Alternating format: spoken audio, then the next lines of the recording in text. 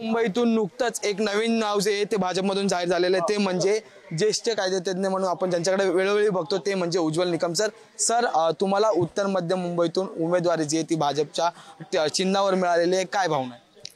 निश्चित मला आनंदही आहे आणि जबाबदारीची जाणीव देखील आहे, कारण आतापर्यंत सामान्य माणसाकरता मी न्यायालयात गुन्हेगारांच्या विरुद्ध सतत लढत आलो, परंतु मुंबई जी महाराष्ट्राची राजधानी आहे आणि या मुंबापुरीच्या रक्षणाकरता मी 1993 सालापासून देखील सतत झगडत आहे।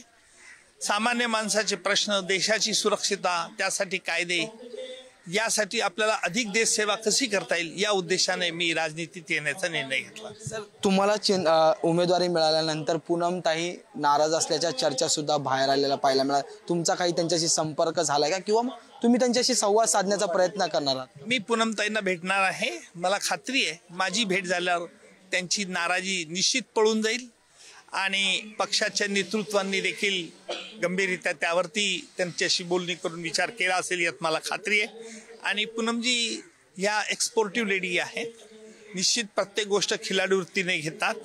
राग येणं, दुःख होणं हे मनुष्य स्वभावाला धरून नैसर्गिक आहे, प्रसार माध्यमांनी उगीच त्याचा फुगा करू नये। सर, हे झालं तुमच्या पक्षाचं, तुमच्या समोर काँग्रेसच्या आमदार असलेल्या, मंत्री असलेल्या वर्षा गायकवाड ज्या आहेत त्या रिंगणात आहेत, त्यामुळे ह्या समोरचा जो विरोधक आहे ह्यांच्या विरोधात आपली लढाई ही कशी मजबूत करायची ह्याची कशी तयारी सुरू झाली? मी न्यायालयात कधी वैयक्तिक लढाई करत नसतो, त्यामुळे वर्षाताई या सिनियर पॉलिटिशियन्स आहेत, त्यांचे प्रचाराचे वेगळे मुद्दे, माझे प्रचाराचे वेगळे मुद्दे। सर, एक शेवटचा प्रश्न आहे की उत्तर मध्य मुंबईत एक वकील, एक प्राध्यापक आणि आता एक नवीन नाव येते ते म्हणजे IPS संजय पांडे हे अपक्ष उमेदवार लढण्याची तयारी जे आहे ते करत आहेत। येत्या 2 दिवसात ते उमेदवारी अर्ज भरतील।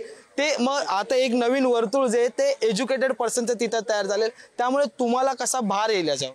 नाही, लोकशाही प्रत्येकाला मतस्वातंत्र्याचा उभं राहण्याचा अधिकार आहे।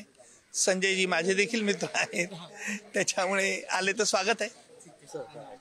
संजयजी हे माझे सुद्धा मित्र, जरी ते आले तरी त्यांचं स्वागत असंच म्हणणं जे ते उज्ज्वल निकम यांनी मांडलेलं। त्यामुळे आता संजय पांडे उमेदवारी अर्ज भरणार की नाही, तो अपक्ष असणार की कोणत्या पक्षातून असेल हे पाहणं महत्त्वाचं ठरणार आहे। व्हिडिओ जर्नलिस्ट श्रीकांत खरासह मी अजय माने, पुढारी न्यूज, मुंबई।